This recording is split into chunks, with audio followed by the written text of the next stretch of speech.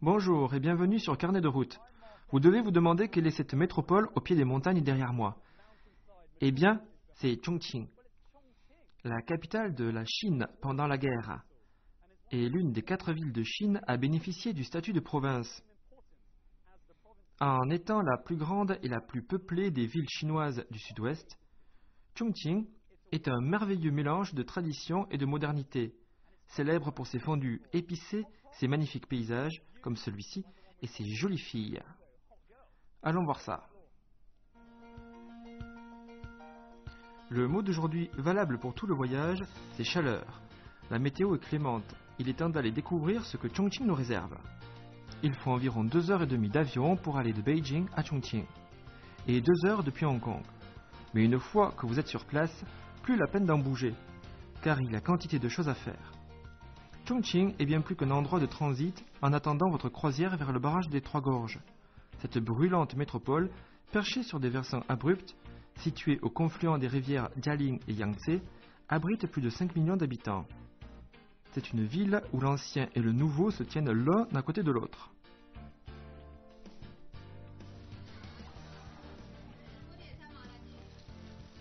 Toute destination de voyage possède son lot d'endroits à visiter, de plats à goûter. Heureusement pour nous, sinon nous n'aurions pas de travail. Et Chongqing ne manque pas à la règle. Son nom signifie double bonheur, ou 2 fois bonne chance. En effet, l'empereur Zhao Dun a d'abord été prince de cette ville. En montant sur le trône, donc, il a changé le nom de la ville pour commémorer ces 2 grands moments de bonheur. Chongqing est une aventure 24 heures sur 24, 7 jours sur 7, en particulier la nuit, quand les lumières de la ville embrasent le ciel.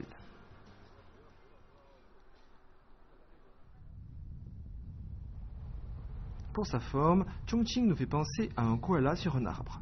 La ville est le koala et les montagnes sont les arbres. Comme toute grande ville, les moyens de transport sont nombreux, mais contrairement à beaucoup de villes chinoises, vous ne trouverez pas de vélo. J'ai vite compris pourquoi en voyant les rues escarpées. C'est aussi la raison pour laquelle on trouve beaucoup d'escalators et de marches.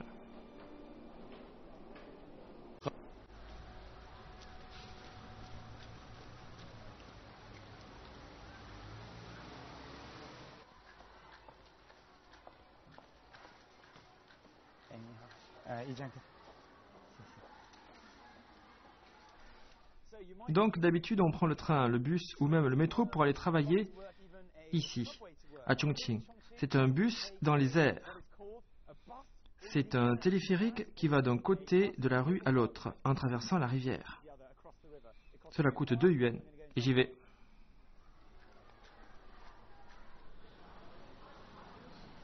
Il y a en fait 2 téléphériques à Chongqing. L'un traverse la rivière Jialing et l'autre le fleuve Yangtze. Pour les touristes, c'est une expérience originale, mais c'est un simple moyen de transport pour la majorité des habitants de Chongqing.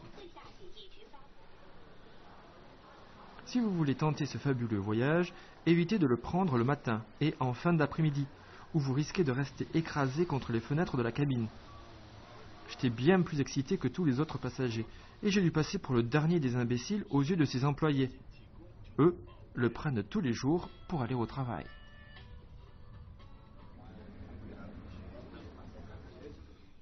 Voilà, je suis assis dans le téléphérique de Chongqing.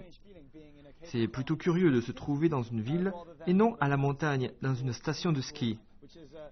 Mais ici, les gens utilisent le téléphérique comme moyen de transport pour traverser la rivière et aller d'un bout à l'autre.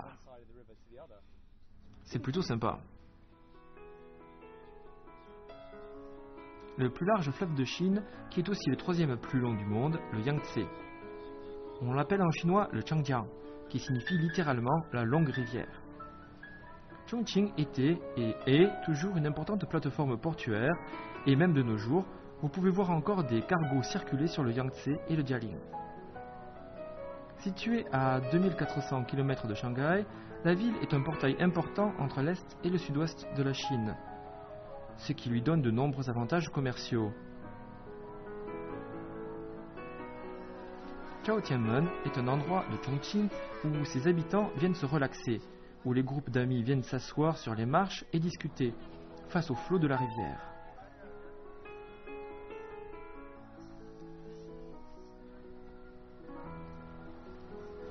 Je pense que je n'aurai aucun mal à me faire au rythme de vie de cette ville.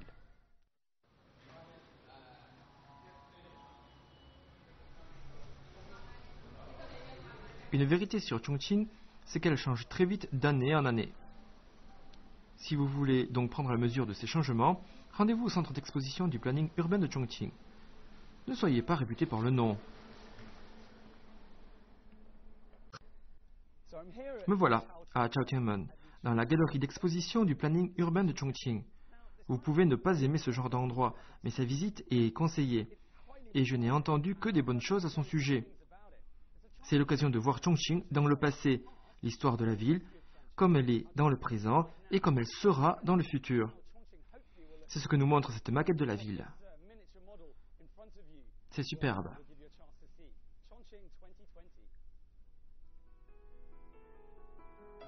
Pour moi, ce genre d'endroit était un véritable cauchemar, avec un ensemble de cartes, de poussières, de livres, etc. Bref, classé dans la liste des 10 endroits où ne surtout pas amener ses enfants. Mais j'ai changé d'avis. On a le parfait exemple ici de ce à quoi un musée urbain devrait toujours ressembler. Tout le monde peut y trouver son compte. Il y a des jeux interactifs partout, grâce auxquels on apprend plein de choses utiles. Vous trouverez beaucoup d'informations sur la ville. Et en fait, il y a beaucoup de gens de Chongqing ici. Les habitants de la ville sont aussi touristes. Un bon signe pour ce musée. Bon, j'arrête un moment. Je suis en train de jouer à un jeu très amusant où je vole au-dessus de Chongqing dans un avion. J'ai une vue superbe et j'apprends des choses sur la ville grâce aux bulles qui s'affichent quand je passe sur des lieux intéressants. Qui a dit que le planning urbain était ennuyeux? C'est génial. Ceux d'entre vous qui sont déjà allés à la Villette savent déjà combien apprendre peut être amusant. C'est la même chose ici. Même le plus capricieux des enfants appréciera cet endroit. La haute technologie est mise au service de l'apprentissage, tout en jouant et en s'amusant. Une expérience utile et agréable. On trouve aussi quantité d'informations sur la culture et la tradition de Chongqing. Tout ici est concis, précis et bien pensé pour retenir votre intérêt.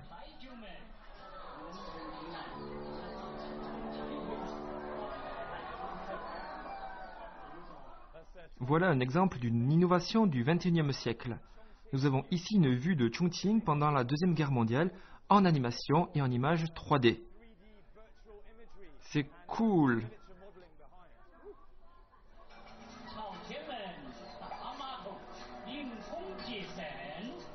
Vous pouvez avoir une idée de la vie à Chongqing telle qu'elle était dans le passé, mais en fait, cela n'a pas beaucoup changé. Et certainement, les marchés sont des endroits pleins de vie. C'est hallucinant de trouver autant de produits frais. On a envie de tous les acheter et faire un repas de fête à la maison. Allez donc faire un tour sur les marchés, même si vous n'avez pas l'intention de cuisiner.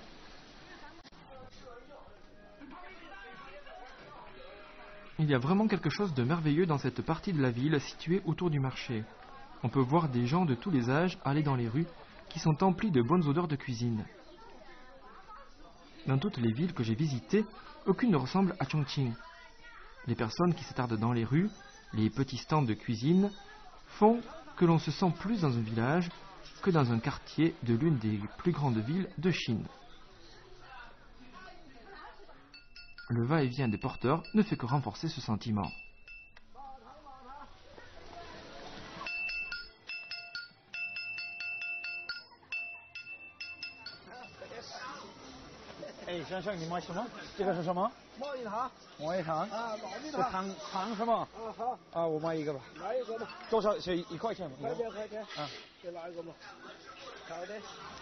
Ont apparemment des sortes de bonbons. Pas mal.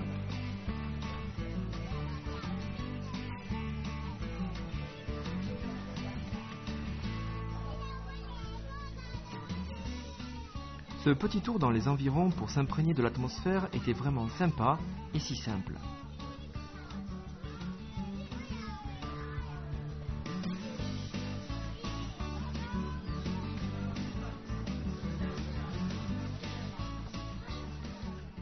Mais il faut bien mettre un terme à cette douceur et continuer ma visite de Chongqing. Retour dans les voitures et la réalité.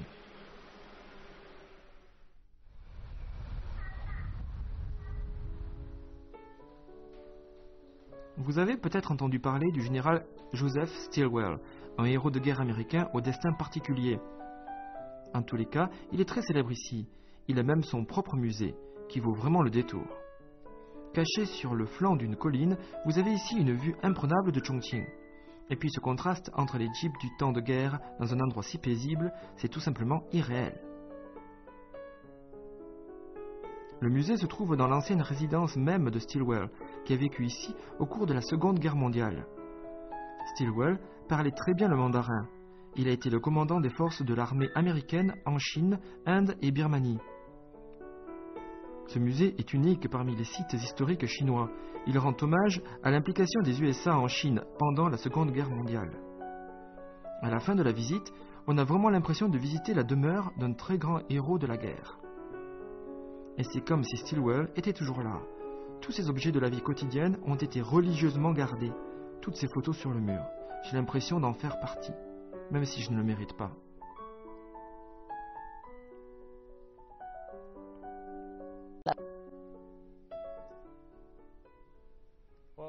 Après cette visite rapide, j'ai vraiment l'impression d'avoir fait un retour dans le passé, au temps de la Seconde Guerre mondiale dans les années 40, car je me trouve dans l'ancienne résidence du général Joseph Stilwell.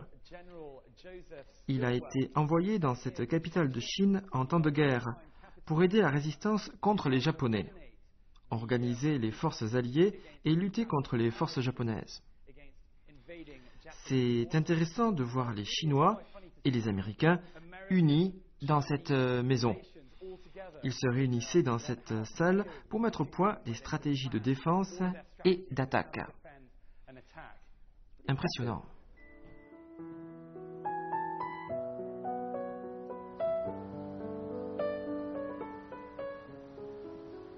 Hi guys, I'm Mark, and what are your names and where are you from?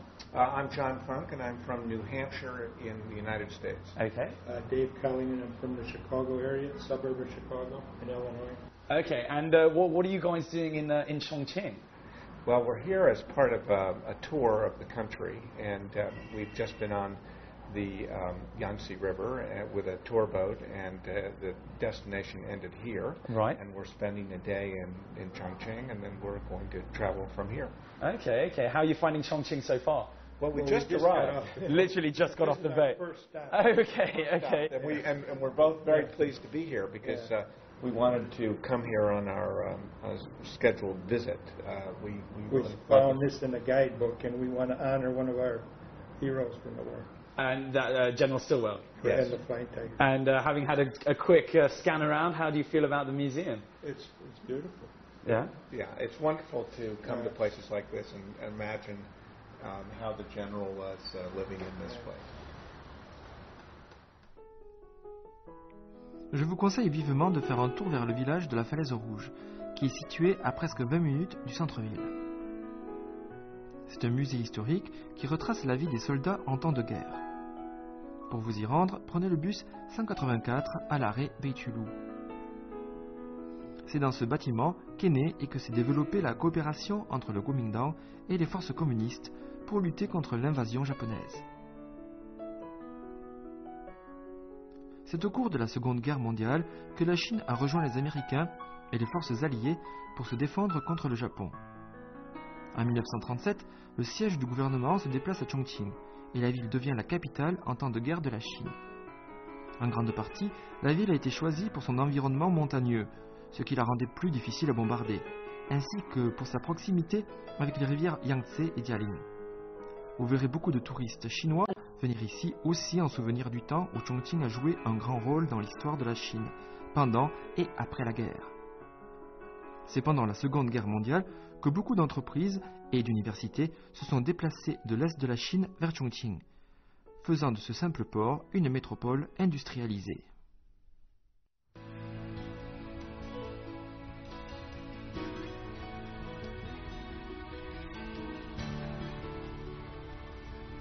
Chongqing est composé de quartiers, tous différents les uns des autres, avec leurs propres caractéristiques. C'est au cours de l'une de nos escapades que nous avons découvert un endroit original. Situé à l'ouest de la ville, c'est un quartier d'artistes, où vous trouverez sur les façades des bâtiments des animaux de zoo, par exemple. Avec l'école des beaux-arts du Sichuan à proximité, ce quartier s'est donné son propre style. Les murs sont peints et tagués à tous les coins de rue. C'est là que les nouveaux artistes sichuanais résident et exposent leurs œuvres. Avec Chengdu et Kunming, Chongqing forme un centre artistique actif qui produit des artistes maintenant connus dans toute la Chine.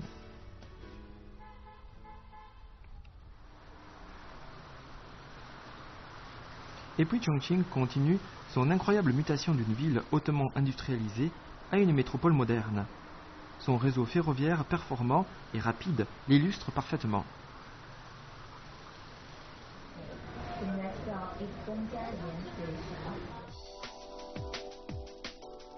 Le centre-ville, par ailleurs, ressemble en tout point à n'importe quelle métropole du monde, parcouru de larges artères où défilent les plus grandes marques, un mélange de restaurants et magasins chinois et occidentaux. Me voilà dans le cœur même de Chongqing, que vous le croyez ou non. Parce que si on regarde autour de nous, on pourrait être dans n'importe quelle métropole du monde. Vous voyez les marques, c'est rempli de monde, de musique, de spectacles de rue, des choses à manger partout, des gadgets et des jouets. C'est fou. Et je vais faire moi-même un peu de shopping. Encore une fois, on a l'exemple ici de la cohabitation du nouveau et de l'ancien dans une même ville. À toutes!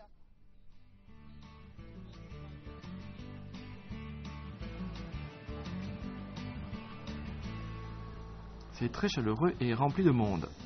Et puis Chongqing est célèbre pour être le repère des filles les plus belles de Chine. Le centre-ville est un défilé de mode permanent.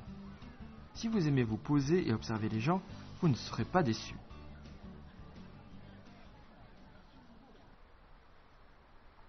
Il faut à peine 5 minutes pour aller du centre-ville à Rongyadong, un très joli quartier traditionnel rempli de magasins, de restaurants et de souvenirs pour les touristes.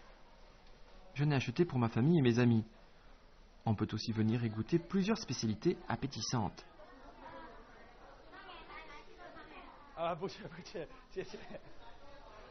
Je viens d'arriver à Rongyadong, à 4 ou 5 minutes à pied du centre-ville. C'est un endroit très très joli. Il y a quantité de petits magasins où on peut venir se restaurer, des nouilles, des jiaozi, des ailes de poulet et de la viande. C'est ce qu'ils appellent chuan, des brochettes de viande. Mais on en fait aussi avec du poisson. Et qu'est-ce que c'est que ça? Des pâtes de poulet et puis des champignons, beaucoup de choses.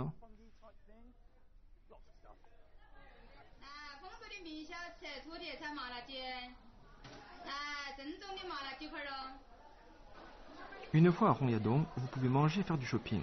C'est plutôt rassurant de voir les habitants de Chongqing venir ici aussi, car les lieux touristiques ne m'inspirent pas trop confiance. Voilà, c'est comme ça qu'ils font avec le soja. Ils écrasent les grains pour en faire du tofu. Ici, c'est un merveilleux mélange de choses à manger et à acheter. Il y a un nombre incroyable de spécialités de Chongqing. Vous pouvez passer une après-midi entière à partir de leur découverte. Je connais à peine la moitié des choses qui sont vendues dans ces petits stands. Si vous avez un gros appétit et que vous désespérez de trouver quelque chose de consistant à manger, pas de panique. Il y a aussi de grands restaurants prêts à satisfaire votre faim d'ogre.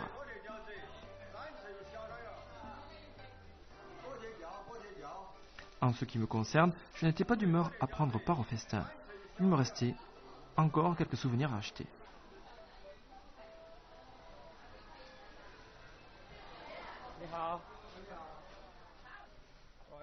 J'ai bien envie d'acheter quelques friandises.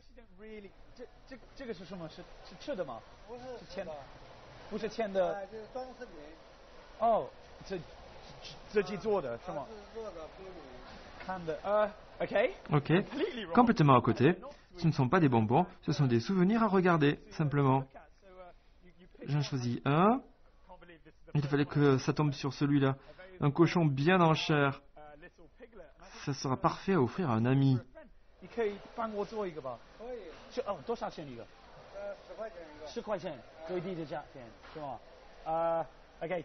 Bon, 10 yuan la pièce.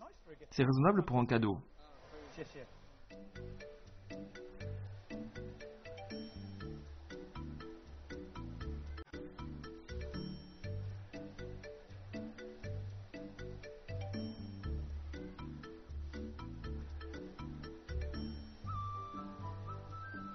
J'étais assez satisfait de la qualité de l'artisanat que l'on pouvait trouver ici, même si ce n'est pas typique de Chongqing et que l'on trouve la même chose dans toute la Chine.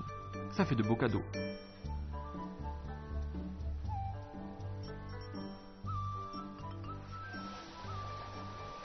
Il est très doué, incroyable.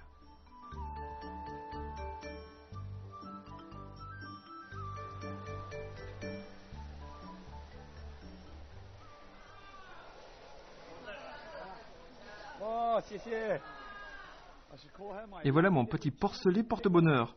Oups, qu'il est mignon. Chongqing la nuit vaut le voyage à elle seule. Les lumières éblouissantes et les restaurants clinquants. Une fois entré, vous êtes sûr de ne plus en sortir avant le lever du soleil. Vous trouverez de bons restaurants dans la rue principale appelée Nanbinglu.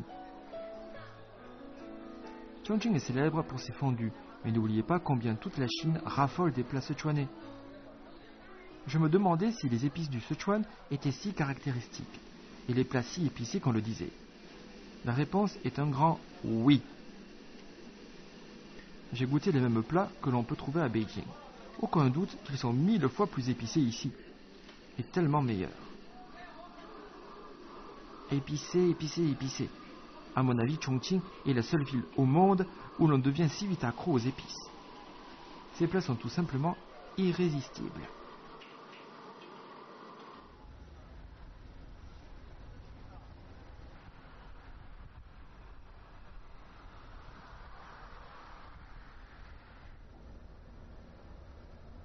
Après un dîner super épicé, nous nous sommes rendus à Nanshan. Il faut environ 20 minutes pour vous y rendre en bus. Payez les 20 yuan pour entrer et un spectacle merveilleux s'offre à votre vue.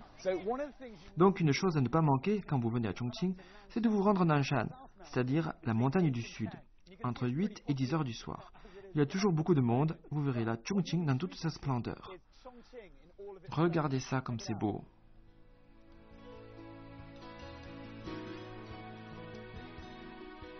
Nous sommes venus ici la journée et le soir, et la vue est complètement différente.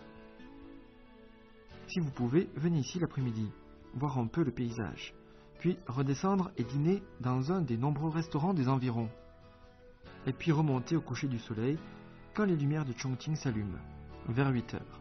Vous ne le regretterez pas. Eh bien, si je résume, je ne suis ici que depuis un jour, mais quelle journée! J'ai fait bien plus de choses que j'aurais pu imaginer dans le centre-ville. Je suis épuisé mais satisfait. Ma soif de découverte est étanchée. Pour aujourd'hui.